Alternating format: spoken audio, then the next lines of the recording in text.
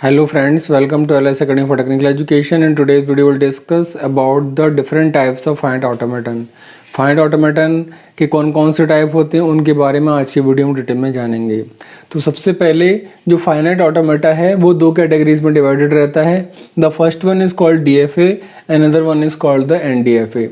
जो पहली कैटेगरी है DFA की, उसकी फुल फॉर्म है डिटरमिनिस्टिक फाइनाइट ऑटोमेटन, और जो सेकंड कैटेगरी है NDFA, इसकी फुल फॉर्म है नॉन डिटरमिनिस्टिक फाइनाइट ऑटोमेटन। तो सबसे पहले हम जानने की कोशिश करते हैं कि DFA क्या है, यानी कि डिटरमिनिस्टिक फाइनाइट ऑटोमेटा क्या है।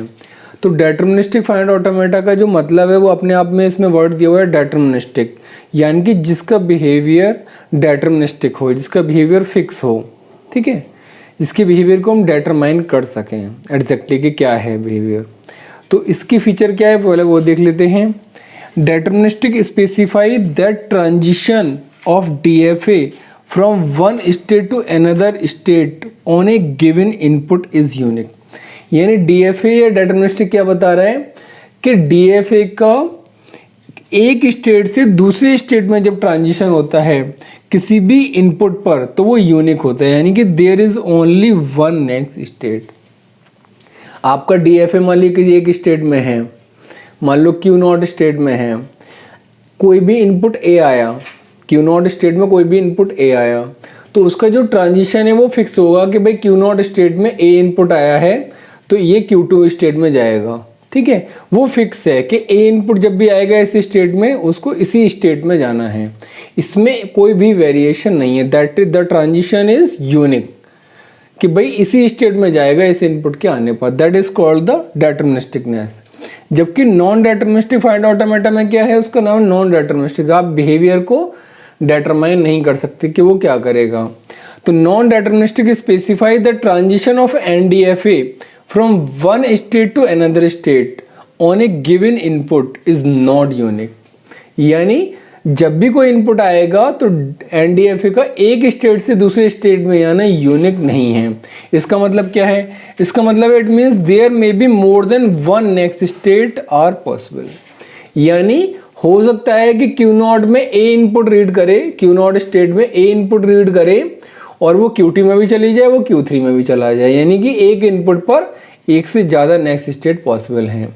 जबकि इसमें क्या था, सिर्फ एक नेक्स्ट स्टेट पॉसिबल थी। तो NDFA क्या है, जो ये नहीं डिटरमाइन कर पा रहा है कि A इनपुट कोई भी एक A इनपुट आया उस पर नेक्स्ट स्टेट कौन सी होगी। हो सकता है वो Q2 स्टेट हो सकता है वो Q3 स्टेट हो, यानी एक से ज़्यादा स्टेट में उसका ट्रांजिशन पॉसिबल है। तो नॉन डिटरमिनिस्टिक मतलब जिसमें एक स्टेट से दूसरे स्टेट में किसी भी इनपुट के रीड करने पर जो ट्रांजिशन होगा वो डिटरमिनिस्टिक नहीं है। इट कैन गो टू और more than two state for a given input. एक ही इनपुट पर दो या दो से ज़्यादा स्टेट में भी जा सकता है, ठीक है। That is called the non deterministic finite automaton. Now come to the next feature. Case की नेक्स्ट फीचर क्या है, तो नेक्स्ट फीचर DFA की जो है नल स्ट्रिंग्स और lambda is not allowed. DFA में जो भी ट्रांजिशंस होंगे वो सारे ट्रांजिशन पॉसिबल हैं, सारे जो भी इनपुट अल्फाबेट दे रखा होगा, लेकिन नल स्ट्रिंग या लैम्डा या कह सकते हैं एप्सिलॉन पर कोई भी ट्रांजिशन पॉसिबल नहीं है।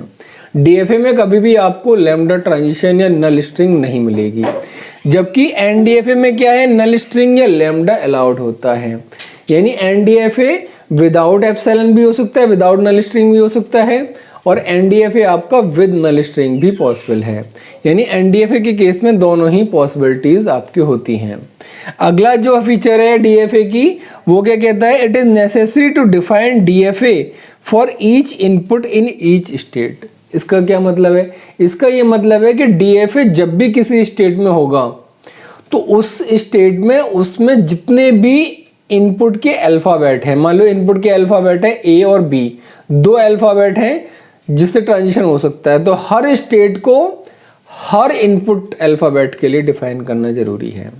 दोबारा से बता दूं, DFA में हर स्टेट को हर इनपुट के लिए डिफाइन करना जरूरी होता है। जितने भी इनपुट होंगे उसके अल्फाबेट में हर स्टेट में आपको डिफाइन करना पड़ेगा।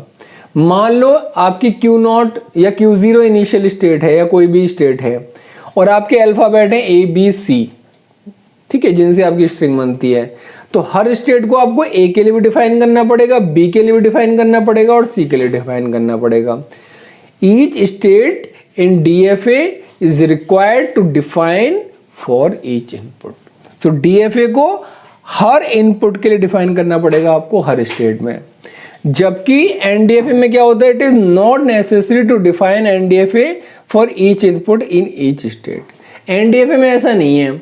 एनडीएफए मान लीजिए 3 अल्फाबेट हैं आपके ए बी सी, अगर आपने किसी भी स्टेट में ए के लिए डिफाइन कर दिया, किसी में बी के लिए कर दिया, किसी में ए और बी दोनों के लिए कर दिया, वो आपके ऊपर है। यानी इसमें कंपल्शन नहीं है कि हर स्टेट को हर इनपुट के लिए डिफाइन किया जाए। तो एनडीएफए में हर स्टेट को हर इनपुट के लिए डिफाइन करना कंपल्सरी नहीं है, ठीक है, इट इज नॉट नेसेसरी। अब आते हैं कि डीएफए जो हमारा डिटरमिनिस्टिक फाइनाइट ऑटोमेटा होता है उसमें कौन कौन से टपल्स होते हैं, यानी उसके कौन कौन से एट्रीब्यूट या प्रॉपर्टीज हैं जो उसको स्पेसिफाई करते हैं, जिससे पता लगाते हैं कि ये डीएफए है। सबसे पहला उसका टपल कहलाता है कैपिटल क्यू। ये कैपिटल क्यू क्या है, तो capital Q is the total number of finite non empty set of states.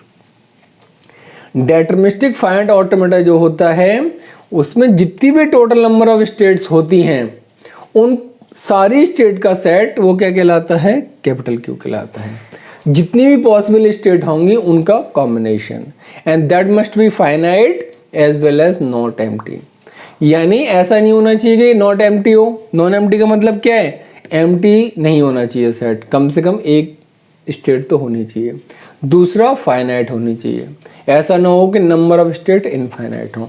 तो finite non empty set of state, ठीक है। एनडीएफए में भी ऐसे ही होता है, 5 टपल्स होते हैं जो उसको यूनिकली आइडेंटिफाई करते हैं। पहला टपल इसका भी यही होता है, capital Q, total finite non empty set of states, यानी दोनों में ये टपल सेम होता है। दूसरा क्या है, सिग्मा। सिग्मा क्या है, finite non empty set of input alphabet, यानी कि जो भी आपके इनपुट अल्फाबेट होंगे जिनसे आपकी स्ट्रिंग बनेंगी वो आपके फाइनाइट होंगे और वो आपके नॉन एम्प्टी होंगे, ठीक है। यानी कि अल्फाबेट ऐसा नहीं हो सकता कि इनफाइनाइट अल्फाबेट ले लें, ठीक है, और ऐसा भी नहीं हो सकता कि कोई भी अल्फाबेट ना लें। तो finite non empty set of input alphabet. Same here, sigma finite non empty set of input alphabet इसमें होते हैं। The third feature is Q not, जो स्मॉल क्यू नॉट या क्यू जीरो है, स्मॉल क्यू जीरो, ये initial state को specify करता है। सिमिलरली इसमें भी इनिशियल स्टेट को हम नॉर्मली, ऐसे कंपल्शन नहीं है बट बाय डिफॉल्ट नॉर्मली हम दोनों में ही क्यू नॉट या क्यू जीरो को इनिशियल स्टेट हम लेते हैं, ठीक है। अगला क्या है, F. F specify the set of final states. F specify set of final state, यानी डीएफए हो या एनडीएफए हो, दोनों में ही जरूरी नहीं कि एक ही फाइनल स्टेट हो सकता है एक फाइनल स्टेट हो सकता है 2 फाइनल स्टेट हो सकता है 2 से ज़्यादा फाइनल स्टेट हो। तो जितनी भी फाइनल स्टेट्स हैं उनका सेट वो किससे रिप्रेजेंट किया जाता है, कैपिटल एफ से रिप्रेजेंट किया जाता है, चाहे वो डीएफए हो चाहे वो एनएफए हो। Now come to the most crucial tuple, that is delta, जिसको हम कहते हैं ट्रांजिशन फंक्शन। ये वो टपल है जिसके बेसिस पर हम डीएफए और एनडीएफए को डिफरेंशिएट करेंगे। अब देखिए इसमें जो ट्रांजिशन फंक्शन है वो क्या कहता है, q into sigma tends to Q dash, जबकि इसमें क्या कह रहा है, q into sigma union lambda tends to 2 की पावर q। इसका ट्रांजिशन फंक्शन ये है, यानी ट्रांजिशन फंक्शन दोनों में अलग है। वो किस लिए अलग है कि ये डिटरमिनिस्टिक बिहेवियर दिखाता है, ये नॉन डिटरमिनिस्टिक बिहेवियर दिखाता है, ठीक है। ये नल स्ट्रिंग को एक्सेप्ट नहीं करता, ये नल स्ट्रिंग को एक्सेप्ट करता है। अब कैसे दिखा रहा है ये, इसको समझ लेते हैं। इसमें क्या लिखा हुआ है, q into sigma tends to Q dash. इसका मतलब है किसी भी प्रेजेंट स्टेट में किसी भी इनपुट अल्फाबेट को रीड करने पर ये किसी भी नेक्स्ट स्टेट में जा सकता है। यही तो होता है, किसी भी स्टेट में डीएफए कोई भी इनपुट रीड करके किसी भी नेक्स्ट स्टेट में जाता है। जैसे अगर मैं लिखूं डेल्टा, कैपिटल क्यू की जगह लिखा मैंने क्यू नॉट, कि क्यू नॉट स्टेट में इनपुट अल्फाबेट क्या है मेरा, ए है, तो किस स्टेट में गया ये क्यू डैश, Q1 में गया। क्यू नॉट स्टेट में ए रीड किया Q1 स्टेट में गया। ठीक है, एक और एग्जांपल ले लेते हैं। Q0 स्टेट में, डेल्टा Q0 स्टेट में अल्फ़ाबेट की जगह बी आ गया, बी रीड किया तो किधर मूवमेंट हो गया, नेक्स्ट स्टेट Q0। ठीक है, कोई भी स्टेट हो सकती है। हमें क्या दिखा रहा है, किसी भी स्टेट में कोई भी इनपुट रीड किया तो किसी भी नेक्स्ट स्टेट में मूवमेंट हो रहा है। ऐसे Q1 स्टेट में A रीड किया Q1 में B रीड किया Q0 आ गया। ठीक है, ये हमने सैम्पल ट्रांजिशन लिए हैं कि Q0 में 0 आया तो यहाँ गया, Q1 में A रीड किया तो इस तरह गया। कोई भी आप अपनी तरफ से स्टेट ले सकते हैं, दैट इज नॉट फिक्स। ये आपको सिर्फ एक सैम्पल हमने वैल्यूज लेके सिर्फ ये बताने की कोशिश की है कि किसी भी स्टेट में कोई भी इनपुट लेने पर किसी भी नेक्स्ट स्टेट में जा सकते हैं। ठीक है, इसमें सिग्मा में नल अलाउड नहीं है। देखिए नल A आ रहा है या B आ रहा है, जो भी अल्फ़ाबेट है, नल नहीं है। ठीक है, अब इसमें देखिए, इसमें क्या कह रहा है, Q का मतलब present state, sigma union lambda. इसमें क्या था, सिर्फ सिग्मा था, लेकिन इसमें क्या अलाउड है, सिग्मा के साथ साथ नल स्ट्रिंग भी अलाउड है, हमने ऊपर लिखा हुआ है। तो सिग्मा इंक्लूडिंग नल, यानी कि सिग्मा यूनियन लैम्डा। तो नेक्स्ट स्टेट कितनी पॉसिबल है इसमें, 2 की पावर Q, यानी Q जितनी स्टेट होंगी उसकी 2 की power Q state maximum possible है। यानी NDFA में जो ट्रांजिशन है वो किसी भी स्टेट में कोई भी इनपुट रीड करने पर मैक्सिमम कितनी पॉसिबल नेक्स्ट स्टेट हो सकती हैं, 2 की पावर कैपिटल Q। लेकिन जरूरी नहीं कि 2 की पावर Q ही स्टेट हो, they are the maximum possible next state. लिखा हुआ है set of maximum possible next states. अब नेक्स्ट स्टेट 1 है, 2 है, 3 है, depending upon the problem, but maximum कितनी पॉसिबल है, 2 की पावर Q। अब 2 की पावर Q का क्या मतलब है, अगर मान लीजिए Q कैपिटल Q कहता है कि टोटल नंबर ऑफ स्टेट्स 3 हैं, Q0 Q1 Q2, तो ये क्या कहेगा, कितनी पॉसिबल नेक्स्ट स्टेट होंगी, 2 की पावर Q, यानी कि 2 की पावर 3, यानी 8 पॉसिबल नेक्स्ट स्टेट हो सकती हैं। अब हैं कितनी वो एक अलग इश्यू है, बट मैक्सिमम पॉसिबल कितनी नेक्स्ट स्टेट हो सकती हैं, अगर Q की वैल्यू 3 है तो 2 की पावर 3। ठीक है, इसका भी हमने एक एग्जाम्पल लेके देखा रखा है। मान लो Q की जगह Q0 है, सिग्मा की जगह A है, Q0 में A रीड किया Q1, ऐसे ही Q की जगह Q1 ले लिया, सिग्मा की जगह A इनपुट ले लिया तो Q0। ये हमने एक सैम्पल ट्रांजिशन आपको इस तरीके से दिखा रखे हैं। ठीक है, कि Q1 स्टेट है, उसमें B रीड कर लिया, Q1 आ गया। हो सकता है कि A और B अल्फ़ाबेट की जगह लैम्डा दे रखा हो कि भाई Q0 स्टेट में लैम्डा रीड किया और इस स्टेट में चला गया।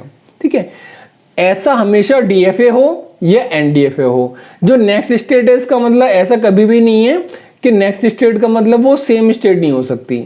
नेक्स्ट स्टेट का मतलब है कि कोई भी इनपुट देने के बाद जो उसका नेक्स्ट बिहेवियर है, हो सकता है वो अपनी ही स्टेट पर मूव करे, हो सकता है वो किसी और स्टेट में चली जाए। तो नेक्स्ट स्टेट का मतलब कहीं भी ऐसा नहीं है DFA एंड DFA में कि वो सेम स्टेट में नहीं आ सकती। स्टेट एक्चुअली क्या शो करता है, स्टेट एक्चुअली ये शो करता है टाइम रिस्पॉन्स, कि T टाइम पर तो इस स्टेट में थी और जैसे कोई इनपुट मिला तो T+1 टाइम पर वो उस स्टेट में चली गई। तो नेक्स्ट स्टेट अपने आप में क्या शो कर रहा है कि नेक्स्ट T+1 टाइम पर स्टेट क्या है, हो सकता है वो सेम ही स्टेट हो सकता है वो कोई नई और स्टेट आ जाए। ठीक है, अगला जो पॉइंट है, DFA is difficult to design. DFA किसी भी प्रॉब्लम के लिए डिजाइन करना डिफिकल्ट पड़ता है।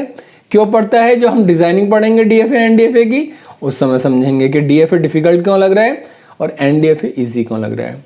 Second is NDFA is easy to design. NDFA DFA के कंपेरेटिवली काफ़ी इजी पड़ेगा आपको डिजाइन करना। Last point is DFA can not be converted to NDFA। DFA को आप NDFA में कन्वर्ट नहीं कर सकते। क्यों, DFA में क्या होता है, एक फिक्स बिहेवियर होता है कि भाई ये इनपुट देने पर यही नेक्स्ट स्टेट आएगी। आप एक तरीके से कह सकते हैं कि DFA क्या शो करता है, एक सिंगल पाथ शो करता है कि भाई ये रास्ता है, इस रास्ते से जाएंगे तब यहाँ से यहाँ पहुँच सकते हैं। जबकि NDFA क्या शो करता है, नॉन डिटरमिनिस्टिक, कि एक जगह से दूसरी जगह अगर आपको जाना है तो मल्टीपल पाथ्स आर पॉसिबल। हो सकता है कि जो मल्टीपल पाथ पॉसिबल हैं उनमें से एक पाथ वो हो जो DFA ने बताया है। तो NDFA shows multiple path to reach from one state to another और from one path to one location to another. जबकि DFA में क्या है, एक लोकेशन से दूसरी लोकेशन के लिए एक सिंगल पाथ है। तो DFA को सिंगल पाथ को तो मल्टीपल पाथ में कन्वर्ट नहीं कर सकते हैं। लेकिन NDFA can be converted to DFA, NDFA को आप डीएफए में कन्वर्ट कर सकते हो, क्योंकि जो नॉन डिटरमिनिस्टिक डीएफए बनेगा, नॉन डिटरमिनिस्टिक फाइनाइट ऑटोमेटा बनेगा, उसमें कम से कम एक वो वाला आपका ट्रांजिशन होगा जो डीएफए ने दिखाया है। भाई मल्टीपल पाथ है, मल्टीपल पाथ में से एक पाथ वो होगा जो डीएफए ने बताया है। इसलिए डीएफए को एनडीएफए में नहीं कन्वर्ट कर सकते, एनडीएफए को डीएफए में कन्वर्ट कर सकते हैं। आई होप आप लोगों को क्लियर हो गया होगा कि डीएफए और एनडीएफए को किस तरीके से हम डिफरेंशिएट कर सकते हैं। In the next video we will discuss how to represent DFA and NDFA using different types of transitions. Transition जो हमने फंक्शन यूज किया यहाँ पर डेल्टा, इसके अलावा ट्रांजिशंस को किन किन और तरीकों से हम शो कर सकते हैं। How to represent the transition of DFA and NDFA. और डीएफए एनडीएफए दोनों ही हमारे किस लिए यूज किए जाते हैं, हमने आपको बताया था एज ए एक्सेप्टर। जैसे हमने आपको बताया था कि लेक्सिकल एनालिसिस ऑफ कंपाइलर में हम यूज करते हैं, स्ट्रिंग मैचिंग में यूज करते हैं। ये क्या करेगा, डीएफए या एनडीएफए, किसी भी स्ट्रिंग जो आप इसको देंगे वो या तो एक्सेप्ट करेगा या उसको रिजेक्ट करेगा। कैसे एक्सेप्ट या रिजेक्ट करेगा वो हम डिस्कस करेंगे नेक्स्ट लेक्चर में, along with how to represent the NDFA और DFA using the transition function. किस किस तरीके से डिफरेंट ट्रांजिशंस को रिप्रेजेंट कर सकते हैं। If you have any doubt you can ask in the comment section. Thank you so much.